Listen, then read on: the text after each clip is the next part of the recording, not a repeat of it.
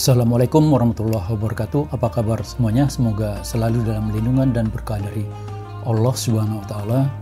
Bertemu lagi dengan channel ini, channel Seri Islam Agama Paling Logis. Channel yang akan memaparkan bagaimana kebenaran Islam itu sangat mudah diterima siapa saja selama dia mau berpikir, karena Islam itu agama yang paling logis, yang maknanya Islam itu agama yang paling mudah untuk dipahami, mampu menjawab semua pertanyaan yang muncul pada diri manusia tentang kehidupan dengan jawaban yang logis, jawaban yang memuaskan akal.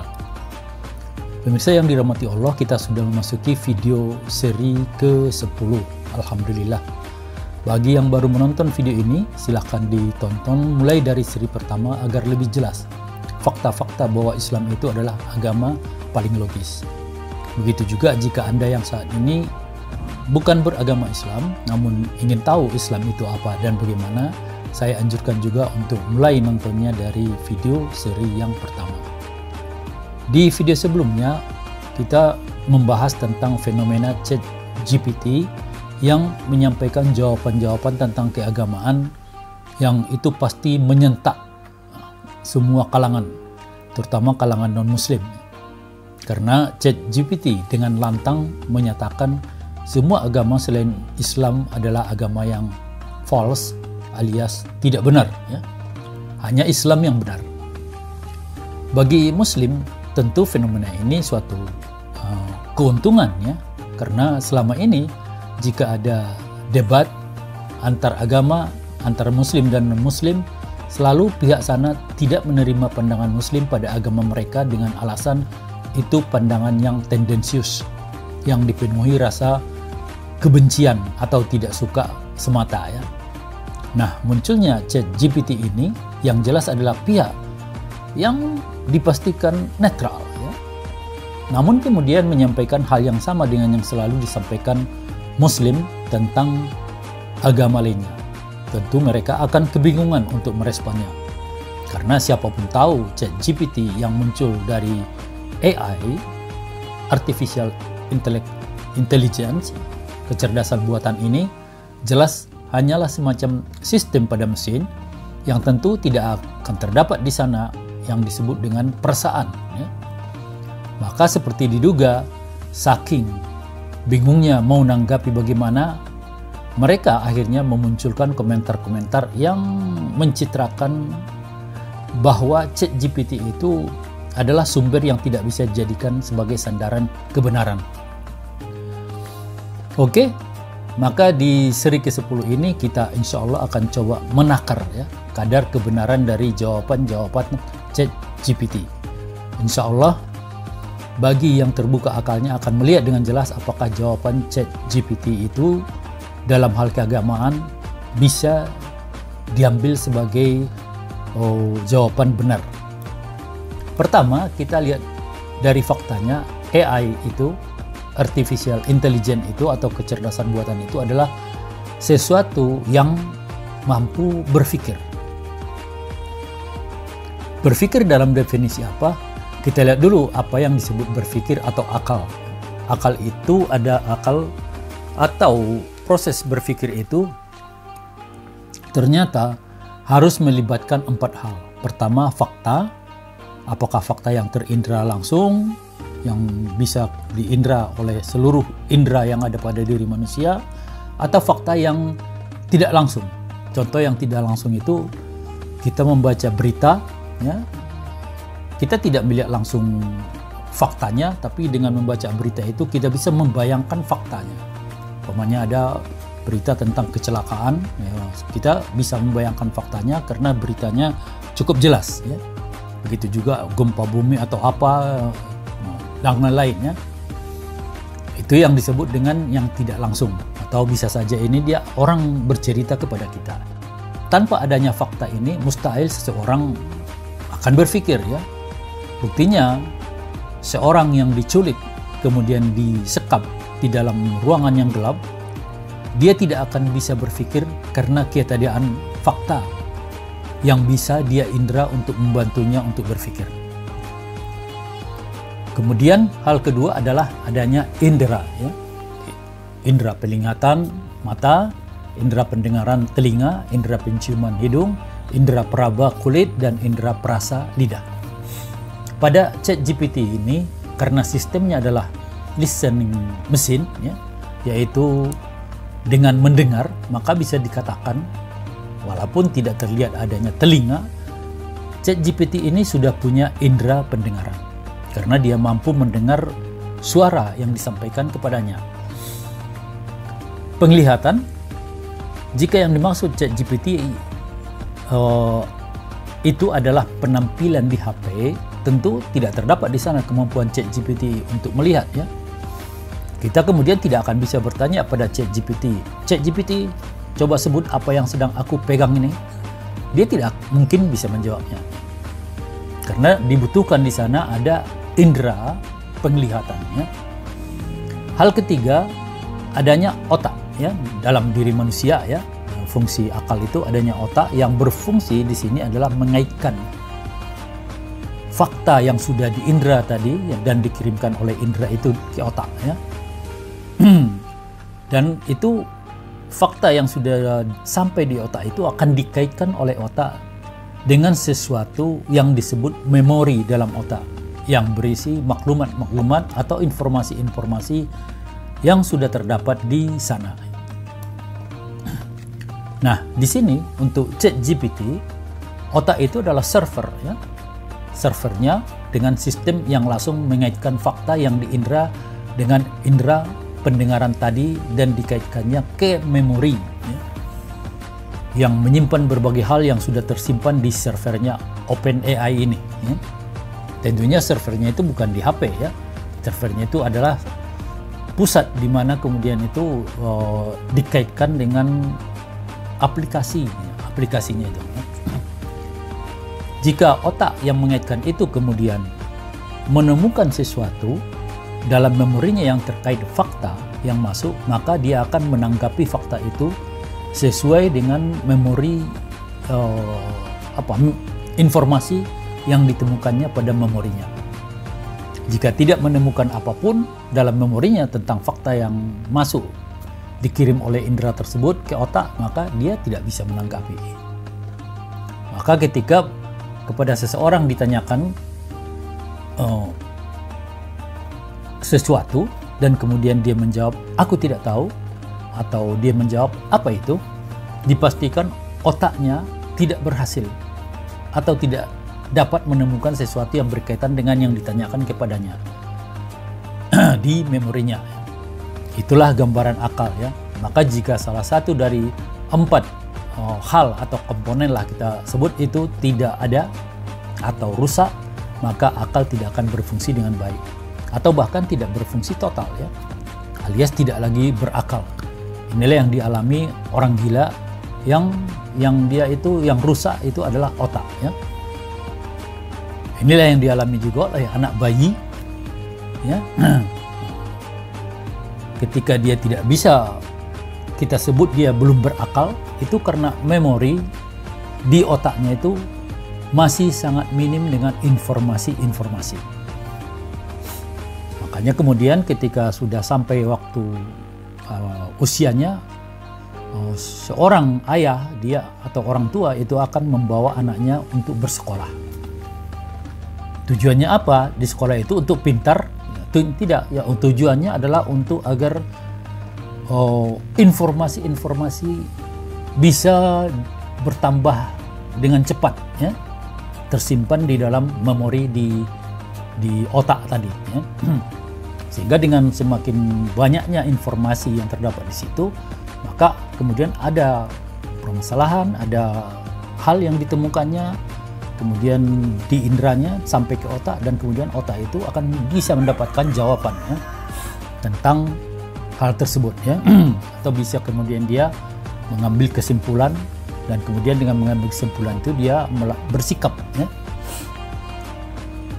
Umpamanya ketika sudah dapat di dalam terdapat di memorinya tentang ular, ular itu binatang yang berbisa, berbahaya, maka kemudian ketika dia bertemu dengan ular, maka kemudian di inderanya ular, kemudian gambaran ular itu disampaikan ke otak, otak akan mencari dalam informasi, informasi mendapatkan bahwa ular itu adalah binatang yang berbahaya. Maka dengan datangnya kesimpulan dari tadi, dari kaitan tadi ke informasi sebelumnya itu, dia akan menghindar dari ular tersebut. Itulah muncullah sikapnya menghindar dari sana ya. Kemudian ini juga lah yang terjadi pada orang yang tidak bisa mengakses fakta ya. Seperti yang kita sebut di atas tadi ya. Dia disekap di dalam ruangan gelap. Dia tidak bisa melihat fakta apapun ya. Maka kita temukan orang-orang begini biasanya akan menjerit-jerit ya.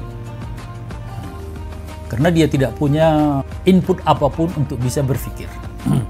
Jadi bagi ChatGPT itu tidak bisa melihat fakta secara langsung ya. Umpamanya kita terjatuh dari motor ya. Kemudian kita ambil HP dan bertanya, ChatGPT, tahukah kamu apa yang terjadi padaku? Pasti dia tidak bisa menjawab. Satu-satunya fakta bagi ChatGPT yang kemudian bisa diinderanya untuk sampai kepada servernya adalah fakta tidak langsung, yaitu dengan mendengar tadi ya, sesuatu yang disampaikan lewat suara kepadanya. Maka dari segi indera, manusia masih lebih unggul atau lebih sempurna dari ChatGPT ya. Mungkin untuk robot ya, itu sudah ada yang mempunyai indera-indera tadi ya. Sudah ada yang dilengkapi dengan kamera sehingga dia bisa mengindra ya, bisa melihat ya. Tapi khusus bagi ChatGPT yang interaksinya dengannya hanya lewat aplikasi di handphone, jelas inderanya hanyalah pendengaran ya. Kecepatan mengaitkan apa yang didengarnya ke server untuk mencari tahu tentang hal yang dimintanya itu sangat cepat ya. Mengingat informasi dalam servernya sangat luar biasa komplitnya. Jadi dari sisi kecepatan mencari informasi dan kelengkapan informasi yang dimilikinya, jelas ChatGPT telah melebihi manusia. Dan seperti yang saya pernah sampaikan, itu tidak masalah ya. Itu bukan kemudian membuat manusia itu sudah bisa menciptakan makhluk ya, bukan ya. Nah, tidak sampai ke sana ya. Bagaimana dengan jawaban tentang keagamaan ini? Agama itu bukanlah fakta yang harus diindra ya. Agama itu adalah sebuah ajaran atau pemahaman. Karenanya walaupun ChatGPT tadi inderanya masih terbatas, namun informasi tentang seluruh agama itu sudah ada di servernya. Artinya sebenarnya ChatGPT itu sudah hafal tentang seluruh agama karena sudah menganalisa semua kitab suci agama-agama tersebut. Maka di sini menanyakan sesuatu tentang agama itu hakikatnya sama saja kita menanyakan soal-soal matematik, sama saja dengan menanyakan tentang hal-hal biologi, geografi, sejarah, dan lainnya. Yang semua informasi-informasi tentang ini sudah ada di servernya ChatGPT. Jadi kita menyimpulkan bahwa ChatGPT pada hal-hal di atas jawaban-jawabannya bisa dianggap benar dan bahkan diyakini benar. Maka jawaban ChatGPT tentang agama itu ya sama saja ya, bisa dianggap benar. Ini karena ChatGPT ini sudah menguasai secara detail dan menyeluruh tentang seluruh kitab suci agama manapun. Sama seperti ChatGPT sudah menguasai secara detail dan menyeluruh tentang matematik, biologi, dan lain-lainnya ya. Sandaran penilaian dan analisa dari ChatGPT ini adalah logika. Umpamanya masalah konsep ketuhanan ya. Ketika ditanya kepada ChatGPT di antara semua agama, konsep ketuhanan agama mana yang benar? Maka yang dijawab benar pastilah konsep ketuhanan yang paling logis. Makna logis di sini tidak lagi memunculkan pertanyaan, karena kalau muncul lagi pertanyaan berarti itu kita masih meragukan logika, kelogisan hal tersebut ya, kemasukakalan hal tersebut. Ya. Hindu, Buddha, umpamanya mereka memiliki konsep politeisme ya, banyak Tuhan atau dewa ya. Sementara Nasrani memiliki konsep satu Tuhan tapi 3 pribadi. Dan Islam memiliki konsep Tuhan yang Esa. Tentu bagi ChatGPT yang benar adalah konsep Tuhan mana yang lebih layak, lebih tinggi di antara tiga konsep ini. Konsep Tuhan dalam Islam, Tuhan itu Esa, tidak punya sekutu, ini secara logika pastilah akan mengungguli konsep Tuhan yang multi. Karena jika Tuhan itu multi, maka kuasanya pasti terbatas. Umpamanya seperti Trimurti dalam Hindu, ya, di mana di situ ada Dewa Brahma, dia kuasanya itu sebagai pencipta. Dewa Wisnu kuasanya itu sebagai pemelihara, ya. Dewa Siwa kuasanya itu sebagai penghancur. Berarti masing-masing Tuhan tersebut kuasanya hanya pada bidangnya saja. Maka secara logika ChatGPT akan menyimpulkan Tuhannya Islam jauh lebih kuasa, ya, karena kuasanya tidak terbatas.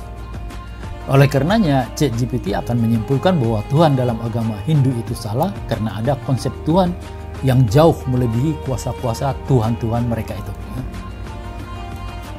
Hal yang sama terjadi juga pada konsep ketuhanan Nasrani, ya. Jika ada Tuhan yang menguasai dan melakukan apapun yang dikehendakinya dan wujudnya Esa, itu pasti lebih tinggi dari Tuhan yang dalam urusannya harus memecah dirinya menjadi tiga pribadi.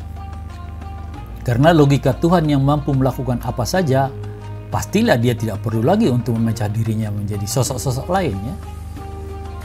Orang apapun bisa dilakukannya kok. Maka munculnya tiga pribadi dalam konsep ketuhanan Kristen secara logika pasti tidak masuk akal, karena Tuhan yang Maha Kuasa itu tidak perlu punya tiga pribadi untuk mengurusi alam semesta ini. Konsep tiga pribadi itu telah merendahkan hakikat Tuhan yang Maha Kuasa, ya. Belum lagi muncul ketidaklogisan tujuan Tuhan dalam Nasrani itu harus menjadi tiga pribadi. Ada Tuhan Anak yang tujuan keberadaannya untuk mengampuni dosa manusia. Untuk apa, ya? Bukankah seharusnya dengan maha kuasanya Tuhan itu bisa saja langsung mengampuni manusia? Ya, orang manusia itu punya dosa kepada dia kok. Ya udah, hilangkan aja. Ampuni, ya. Nah, sementara manusia itu kalaupun mereka merasa berdosa, mereka hanya butuh pengampunan, ya, langsung dari Tuhan, ya. Jadi drama pengorbanan anak Tuhan itu, apakah itu ada atau tidak, sebenarnya tidak jadi masalah bagi manusia, ya. Yang penting manusia itu saya diampuni. Yang lebih membingungkan adalah Tuhan dalam bentuk Roh Kudus, ya. Tujuannya apa, ya? Untuk bersemayam dalam jiwa orang-orang beriman. Tuhan kok ada dalam jiwa manusia. Nah, itu dia sesuatu yang berada pada entitas atau ruang yang berbeda, ya, yang tidak bisa disatukan, ya, disatukan, ya. Bagi umat Nasrani pasti saja mereka tetap punya jawaban untuk setiap pertanyaan yang muncul itu. Tapi bagi standar logikanya AI, Artificial Intelligence, atau seperti inilah ChatGPT ini, selama hal itu sudah dianggap tidak logis alias tidak masuk akal, maka baginya argumen-argumen apapun untuk mencoba membenarkan itu akan tertolak, ya. Kira-kira logika ChatGPT melihat konsep ketuhanan itu seperti, ya, saat Nabi Ibrahim alaihissalam mencoba mencari Tuhan saat beliau masih remaja, ya. Beliau membandingkan antara bintang, bulan, dan matahari untuk dia jadikan sesuatu yang dia sembah. Sampai akhirnya diputuskannya bahwa tiga-tiganya bukan Tuhan. Keputusan itu karena dia memakai logika, ya. Logika dia melihat bahwa ketika benda itu ternyata punya keterbatasan. Tuhan itu pasti sesuatu yang paling tinggi, tidak punya keterbatasan dan tidak ada yang melebihinya. Sehingga kemudian dia menolak, ya, menolak bintang, bulan, matahari sebagai sesuatu yang harus dia sembah. Begitulah logika ChatGPT saat menyatakan dengan tegas Islam itu benar dan agama lainnya semuanya salah. Karena inti utama agama itu adalah pada Tuhan yang disembah. Jika Tuhan yang disembahnya tidak logis, maka dengan sendirinya agama itu dipastikan agama yang salah.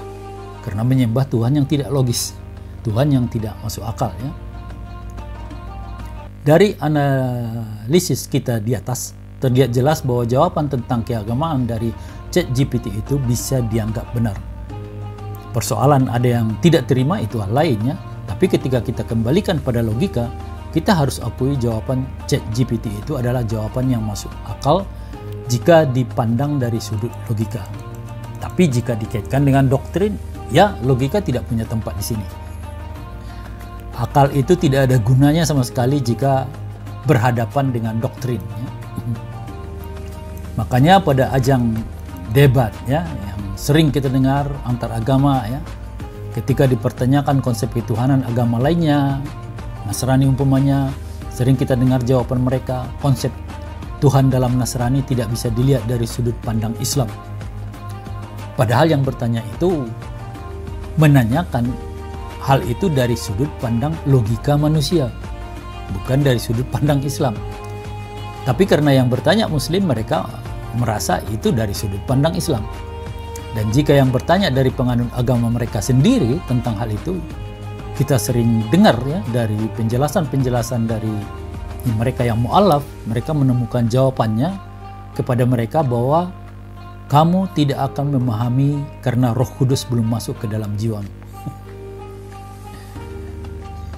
Akal dibungkam ya.